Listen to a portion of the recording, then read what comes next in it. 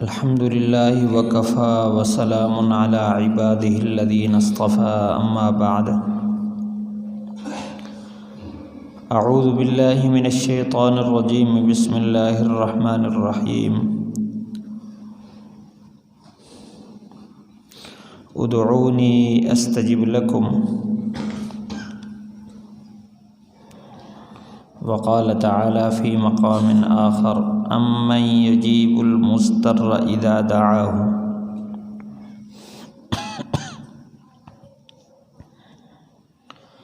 عن ابی ہریرہ رضی اللہ تعالی عنہ قال قال رسول اللہ صلی اللہ علیہ وسلم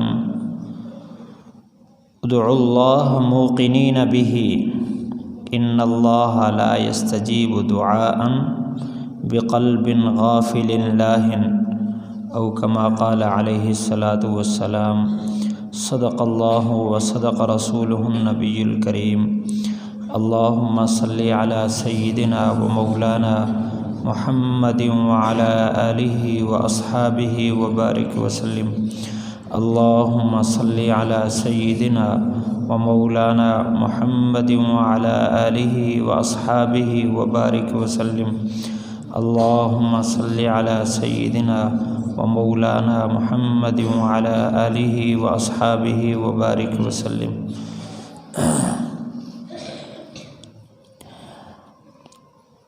بندہ سراسر اللہ کا محتاج ہے، کسی لمحہ بھی اللہ تعالیٰ سے بے نیاز، مستغنی، بے پرواہ نہیں ہے۔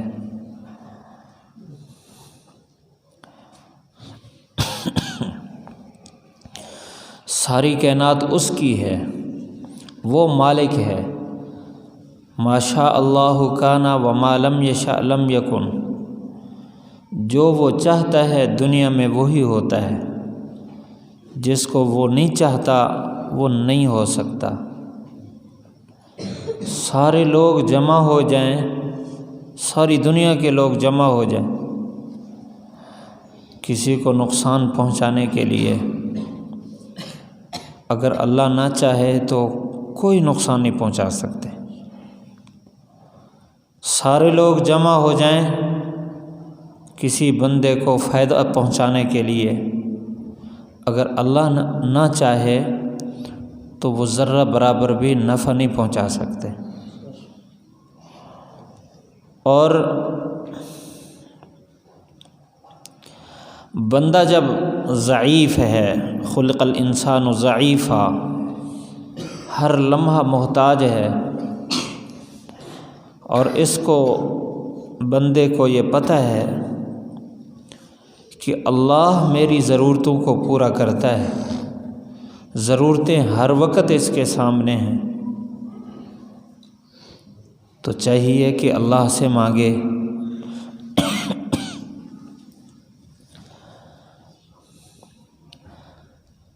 اسی کو دعا کہتے ہیں، اور اللہ سے مانگنا اللہ کو بہت پسند ہے۔ اور عجیب بات ہے، اللہ سے اڑ کے مانگنا اللہ کو بہت محبوب ہے۔ ان اللہ یحب الملحین فی الدعاء، ملحین فی الدعاء، یعنی جو دعا میں اڑ کے مانگتے ہیں، یا اللہ دے دے ادب کے ساتھ، یا اللہ میرا جب تیرے علاوہ ہے کوئی نہیں، تو ہی میرا رب ہے، اور تیرے علاوہ کسی کے پاس کچھ ہے ہی نہیں، دینا تو نے ہے، تو پھر یا اللہ مجھے دے دے، اڑ کے مانگے تو اللہ کو پسند ہے۔ یہ جو دعا ہے اس میں بڑے منافع ہیں انسان کے۔ اللہ تعالیٰ نے اللہ کے نبی صلی اللہ علیہ وسلم نے دعا کو عبادت کا مغز قرار دیا ہے۔ عبادت بندگی، عاجزی، غلامیت، احتیاجی، عبادت میں یہ ساری چیزیں ہیں۔ عبادت یہ ہے کہ بندہ اللہ کے سامنے اپنے آپ کو مٹا دے، ختم کر دے۔ اب نماز افضل العبادت ہے۔ نماز میں سب سے افضل رکن سجدہ ہے۔ نماز افضل عبادت کیوں ہے؟ اس لیے کہ اللہ اکبر سے لے کر السلام علیکم ورحمۃ اللہ تک بندہ اللہ کے سامنے ہوتا ہے، اللہ سے گفتگو کر رہا ہے، اللہ کی بڑائی بیان کر رہا ہے، یعنی اللہ کے سامنے غلاموں جیسا، فقیروں جیسا، محتاجوں جیسا چہرہ لے کر، محتاجوں جیسا دل لے کر، ضرورت مندوں جیسی زبان لے کر اللہ کے سامنے گفتگو کرنا، یہ اللہ کو بڑا پسند ہے، کیونکہ نمازوں میں سے، عبادات میں سے یہ ایسی عبادت ہے جس میں بندے کی یہ کیفیت ہوتی ہے، تو اس لیے اس کو افضل عبادت کہا۔ پھر اس کے ارکان میں سے جو سجدہ ہے یہ افضل الارکان ہے، افضل رکن ہے، کیونکہ اس میں بندہ سب سے محترم چیز چہرہ، سب سے محترم چیز ناک، سر مٹی پر رکھ کر اللہ کے سامنے عاجزی کر رہا ہوتا ہے۔ سبحان ربی الاعلی، مجھے پالنے والا بہت اعلیٰ ہے، پاک ہے۔ اللہ کی بڑائی اور اپنی عاجزی، اپنے آپ کو ختم کر کے اللہ کے سامنے پیش کر رہا ہے۔ اللہ تعالیٰ کو یہ کیفیت بڑی پسند ہے، اس لیے افضل عبادت۔ تو عبادت کا مقصد اپنے آپ کو اللہ کے سامنے محتاج پیش کرنا، اپنی میں کو ختم کر دینا اور سب کچھ اللہ کو سمجھنا، یہ عبادت کا مقصد ہے۔ اور جو دعا کی حقیقت ہے، حقیقی دعا، اس کے اندر یہ ساری باتیں پائی جا رہی ہیں۔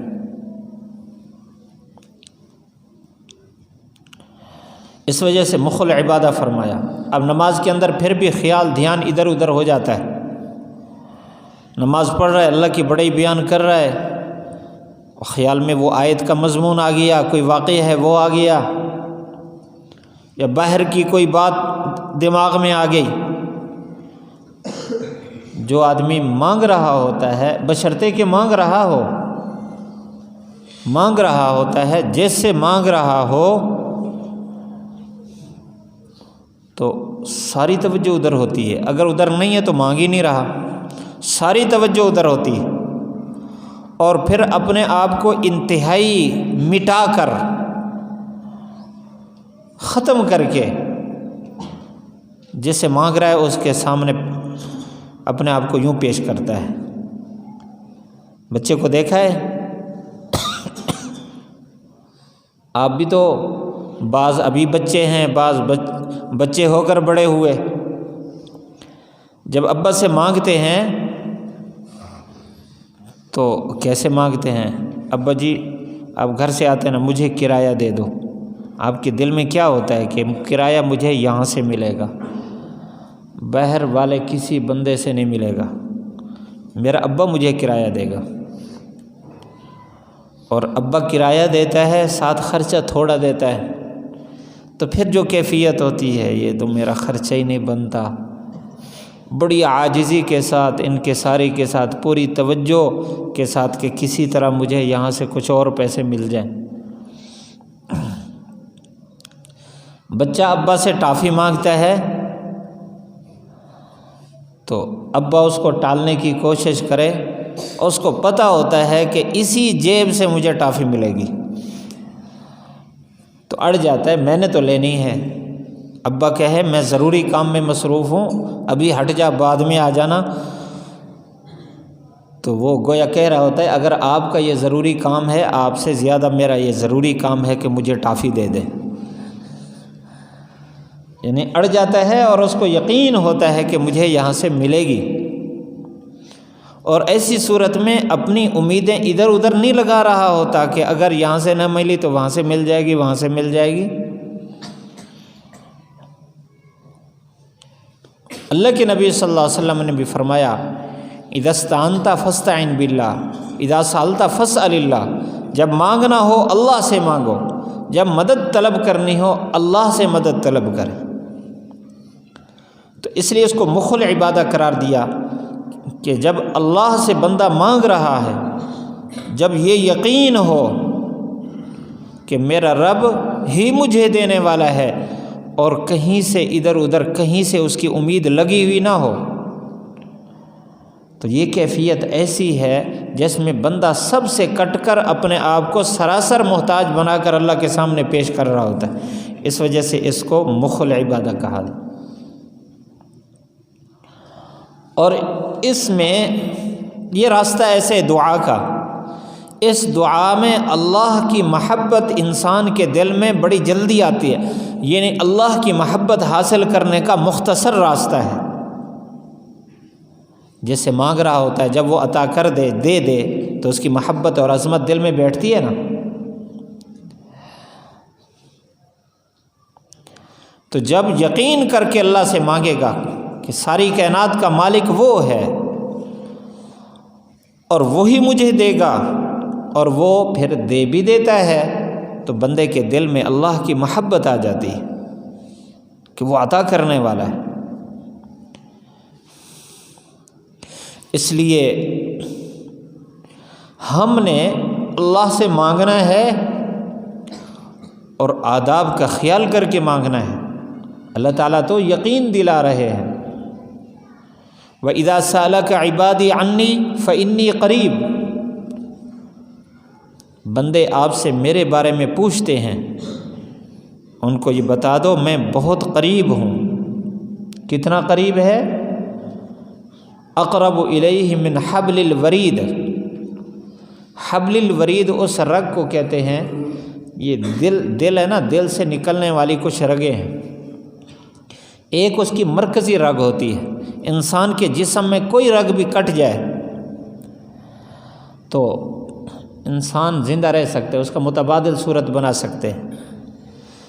دل کی جو مرکزی رگ ہے اگر وہ کٹ جائے فوراً انسان ختم ہو جاتا ہے، اس رگ کو حبل الورید کہتے ہیں۔ تو فرمایا اللہ تو بندے کے شاہ رگ، حبل ورید شاہ رگ سے بھی زیادہ قریب ہے۔ اب شاہ رگ سے زیادہ قریب ہے، بندے کے پیٹ میں درد ہو تو پیٹ سے آواز آتی ہے کہ میرے میں درد ہے، آواز آتی ہے۔ بازو میں درد ہو آواز آتی ہے۔ جسم کے کسی حصے میں بھی درد ہو، درد اٹھے تو جیسے درد اٹھتا ہے اس کے احساس کے ساتھ بندے کی توجہ بھی ادھر بڑھنا شروع ہو جاتی ہے، اس کا احساس بڑھتا رہتا ہے کہ فلاں جگہ درد ہے، دماغ فوراً بتا دیتا ہے اس کو۔ تو اللہ تعالیٰ بندے کے بہت زیادہ قریب ہے۔ اللہ بندے کے اندر کی کیفیت کو پوری طرح جانتا ہے کہ جب انسان کے اندر ضرورت کا احساس ہو، اللہ تعالیٰ کو پتہ ہوتا ہے کہ اس کی، بلکہ اس سے پہلے پتہ ہوتا ہے کہ اس کی فلاں وقت یہ ضرورت ہوگی۔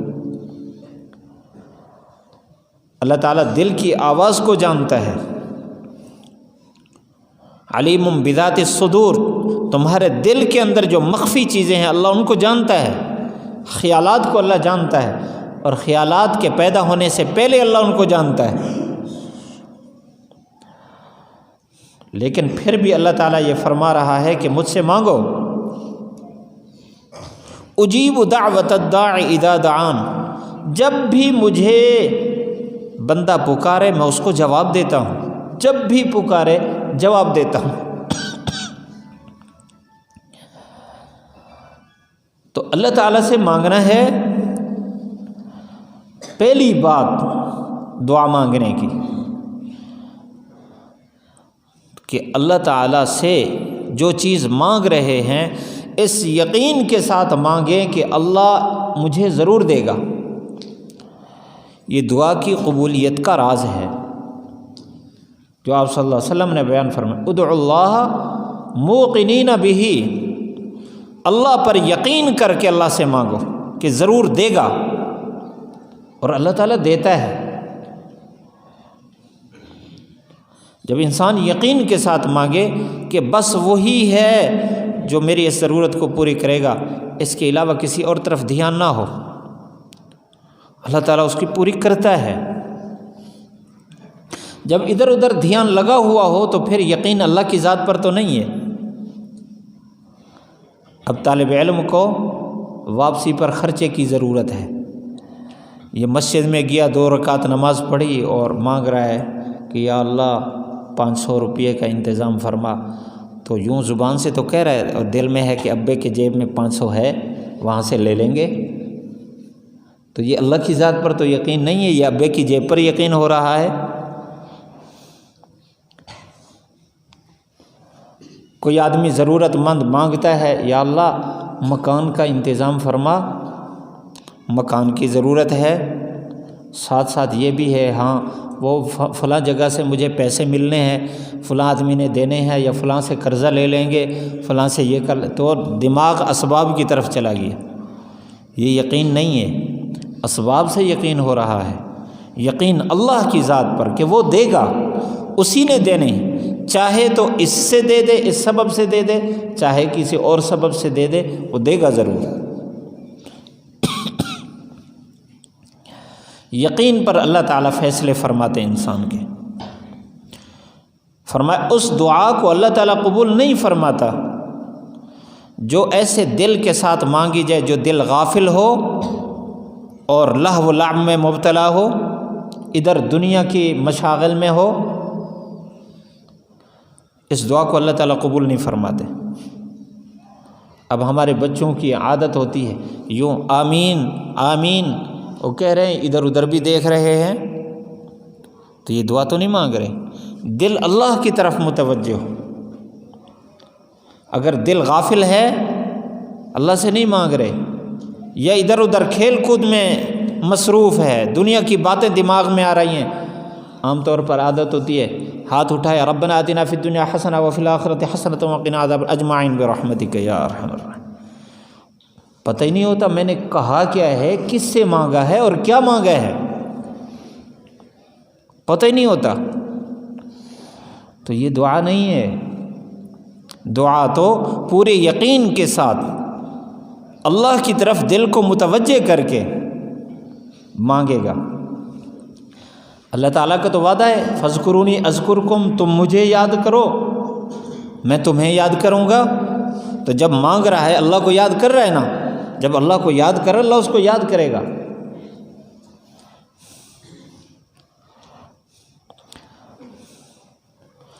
اور فرمایا دعا کے اندر جلدی بھی نہ کریں،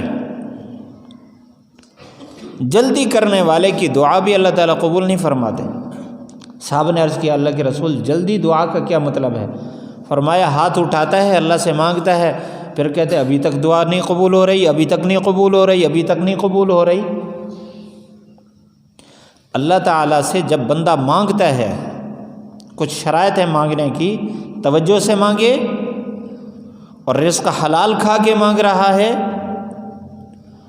اور کوئی عبادت اللہ کے سامنے پیش کر کے مانگے، 2 رکعت نفل پڑھ کے مانگے، تلاوت کر کے مانگے، ذکر اذکار کے بعد اللہ سے مانگے، اس دعا کو اللہ تعالیٰ رد نہیں فرماتے۔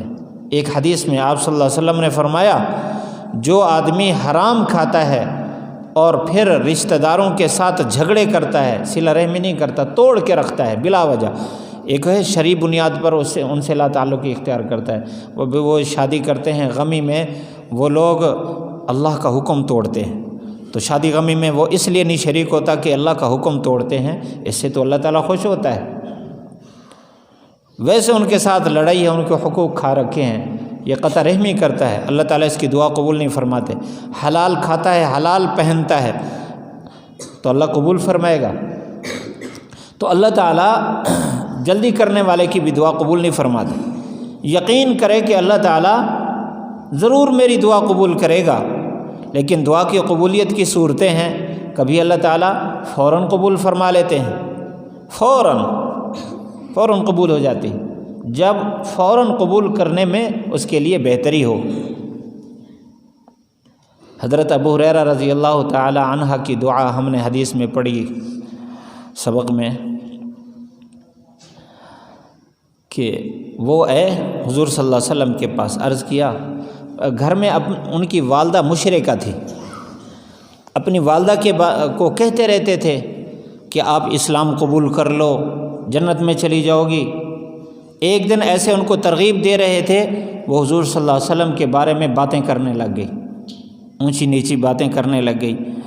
تو حضور صلی اللہ علیہ وسلم کے پاس رونے لگے، عرض کہ اللہ کے رسول میری اماں کے لیے دعا کریں، اللہ تعالیٰ ان کو دین نصیب فرمائے، ہدایت نصیب فرمائے۔ آپ صلی اللہ علیہ وسلم نے وہیں ہاتھ اٹھا لیے، اللہم اہدی ام ابی ہریرہ تھا۔ حضرت ابو ہریرہ رضی اللہ تعالیٰ عنہ فرماتے ہیں آپ صلی اللہ علیہ وسلم نے جیسے دعا فرمائی میں گھر کی طرف بھاگا، میں گیا تو دروازہ بند تھا اور اندر سے پانی کے گرنے کی آواز آ رہی تھی جیسے میری اماں غسل کر رہی ہو۔ تو وہیں سے انہوں نے آواز لگائی ٹھہر جاؤ، میں ٹھہر گیا، انہوں نے کپڑے پہنے، ابھی دوپٹہ نہیں پہنا، دروازہ آ کر کھولا تو فوراً کہا کہ اشہد ان لا الہ الا اللہ و اشہد ان محمد الرسول اللہ۔ اب حضرت ابو ہریرہ رضی اللہ تعالیٰ عنہ واپس آئے، رو رہے تھے، لیکن اب رونا خوشی کا تھا کہ اللہ کے نبی صلی اللہ علیہ وسلم کی دعا کتنا جلدی قبول ہو گئی۔ تو فوراً انسان کے لیے مصلحت ہو تو فوراً قبول ہو جاتی، فوراً مصلحت نہ ہو قبول ہو جاتی ہے، اس کا ظہور بعد میں ہوتا ہے۔ اب بچہ 5-6 سال کا ابا سے کہے مجھے کار لے کر دو، مجھے موٹر سائیکل لے کر دو، ابا کہتے ہاں لے کر دیں گے، لیکن فوراً لے کر دے گا؟ تو بات تو قبول ہو گئی، ٹھیک ہے لے کر دیں گے، لیکن جب اس قابل ہوگا تو پھر لے کر دیں گے۔ قبول ہو گئی ظہور کے اندر، جب مناسب ہوگا پھر اس کا وقت ظاہر ہوگا۔ اللہ بھی ایسے بندے کی دعا اسی وقت قبول فرما دیتے، لیکن جب اس کے لیے مناسب ہوتا ہے پھر اس کو ظاہر فرماتے ہیں۔ اس لیے یقین کر کے اللہ سے مانگ رہے ہیں، اللہ میری دعا ضرور قبول کرے گا۔ اور دعا یہ ہمیں نہیں آتی، اس لیے میں نے آج یہ موضوع اختیار کیا۔ میں نے دیکھا ہے ساتھیوں کو دعا مانگنے توجہ نہیں ہے، یا آتی نہیں ہے دعا، 1-2 باتیں آتی ہیں، اس کے علاوہ آتا ہی نہیں ہے۔ ہم ہر چیز اللہ سے مانگیں۔ آپ صلی اللہ علیہ وسلم نے فرمایا تمہارا جوتے کا تسمہ ٹوٹ جائے وہ بھی اللہ سے مانگو۔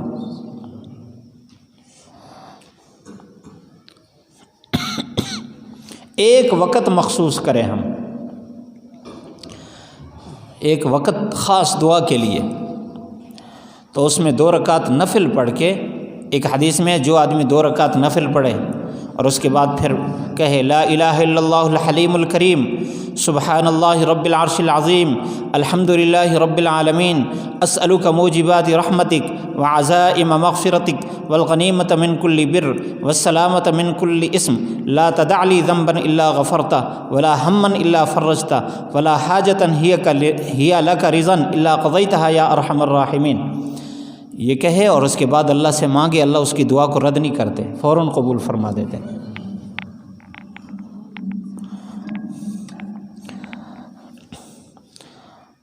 اس لیے مکتوبات یعنی فرض نمازوں کے بعد حدیث میں ہے دعا اللہ قبول فرماتا ہے، کیونکہ اللہ کے ساتھ تعلق بن گیا۔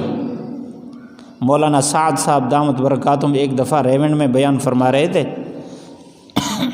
ان کی نظر بڑی گہری ہے، ہماری نظر وہاں تک نہیں پہنچ سکتی جہاں سے وہ بات شروع کرتے ہیں۔ وہ کہنے لگے کہ صلاۃ الحاجت یہ نہیں ہے، ان کی ترتیب ہے کہ پہلے ہم جو کام کر رہے تھے نا پہلے اس کی نفی کرتے ہیں، بھئی یہ ٹھیک نہیں ہے، ہم تو پریشان ہو جاتے پتہ نہیں کیا ٹھیک ہے، ہمارے تو سارا معاملہ گڑبڑ ہو گیا۔ وہ کہتے ہیں کہ 2 رکعت صلاۃ الحاجت یہ نہیں ہے کہ 2 رکعت اس نیت سے پڑھے یا اللہ 2 رکعت صلاۃ الحاجت پڑھ رہا ہوں، میری فلاں ضرورت ہے اس کے لیے 2 رکعت پڑھ رہا ہوں، صلاۃ الحاجت یہ نہیں ہے۔ اب بھائی کیا ہے، ہم تو ایسے ہی پڑھتے ہیں۔ صلاۃ الحاجت تو یہ ہے کہ 2 رکعت اس میں حاجت کا درمیان میں ملاوٹ نہ ہو، 2 رکعت اللہ کے لیے پڑھ رہا ہے، جب 2 رکعت اللہ کے لیے پڑھ لی تو اللہ سے تعلق مضبوط ہو گیا، اس کے بعد اللہ سے جو مانگے، جب تعلق بن جائے اس کے بعد پھر تو مانگنا آسان ہے۔ تو 2 رکعت اخلاص کے ساتھ اللہ سے پڑھ، اللہ کے سامنے پڑھ کے اس کے بعد پھر اللہ تعالیٰ سے مانگنا شروع کریں۔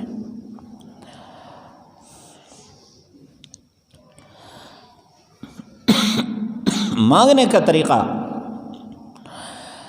کہ اللہ تعالیٰ سے جب مانگنا ہو تو سب سے اپنے دماغ کو نکال کر تمام اسباب کو اور تمام امیدوں کو جو دنیا سے وابستہ امیدیں ہیں ان کو کاٹ کر پھر اللہ کے سامنے مانگنا شروع کریں اور اپنے سے مانگنے کی ابتدا کریں۔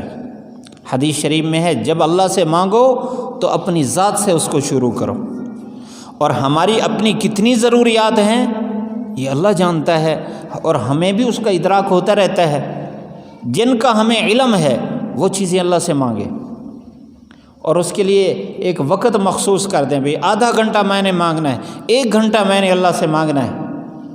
تو جب اخلاص کے ساتھ پوری توجہ کے ساتھ ایک ایک چیز اللہ سے مانگے گا، یا اللہ میرا حافظہ قوی فرما، میری زبان میں صفائی پیدا فرما، میری نظروں کو قوی بنا دے، میرا دل پاک فرما دے، اور پھر اپنے لیے کپڑے مانگے، اپنے لیے روٹی مانگے، اپنے لیے پانی مانگے، اپنے لیے جگہ مانگے، اپنے لیے بستر مانگے، اپنے لیے جوتا مانگے، اپنے لیے علم مانگے، اور علم کی ساری قسمیں جو پڑھ رہا ہے کہ فلاں کتاب بھی مجھے یاد ہو جائے، فلاں بھی سمجھ آ جائے، فلاں بھی سمجھ آ جائے، درجہ قرآن والا ہے حفظ کر رہا ہے کہ یا اللہ میری سبق بھی یاد ہو جائے، سب کی بھی یاد ہو جائے، منزل بھی یاد ہو جائے، پھر میں اس کو نوافل میں پڑھوں، میرا استحضار رہے، میں چلتے پھرتے اس کو پڑھوں، یعنی یوں اپنے مانگنا شروع کرے تو کتنی چیزیں ہیں جو ہماری ضرورت ہیں۔ پھر اپنے بعد جو اپنے محسن ہیں، والدین ہیں، ان کے لیے مانگے، اپنے بھائیوں کے لیے مانگے، اپنے اساتذہ کے لیے مانگے، جہاں رہ رہے ہیں اس کے لیے مانگے، پھر جو بیمار ہیں ان کے لیے مانگے، جو ضرورت مند ہیں ان کے لیے مانگے۔ تو ایک لمبی فہرست انسان کے سامنے خود بخود آتی چلی جائے گی جب یہ حقیقتاً اللہ سے مانگے گا۔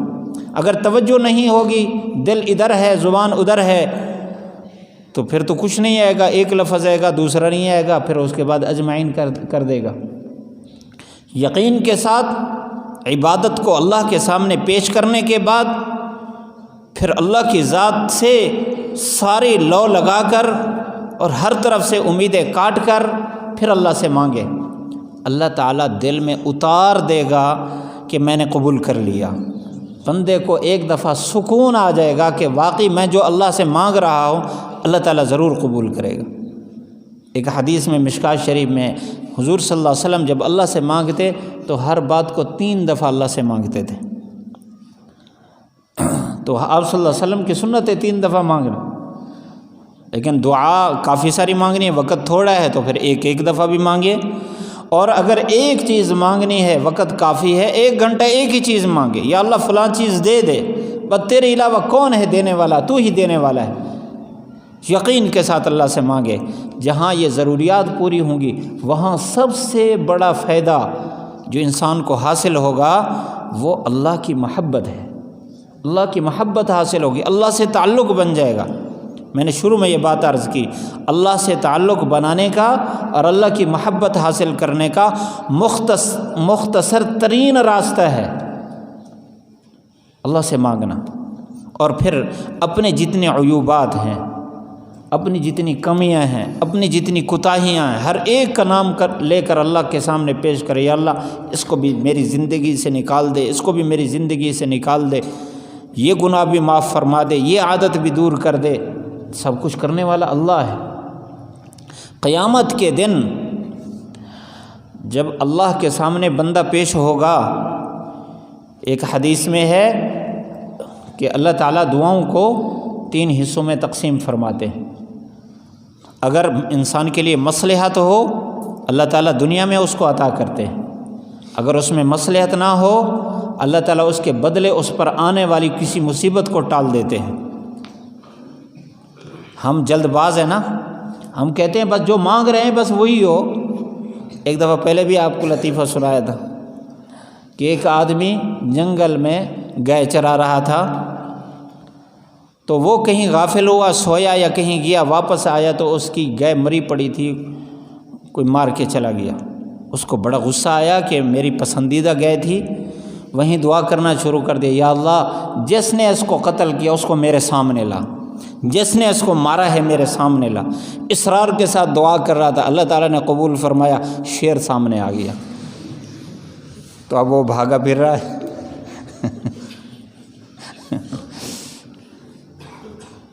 تو ضروری تو نہیں ہے کہ جو چیز مانگ رہا ہے وہ اس کے لیے خیر، کبھی ایسا ہوتا ہے وہ اس کے لیے اچھی نہیں ہوتی، اللہ اس کے بدلے مصیبت کو دور کر دیتا ہے۔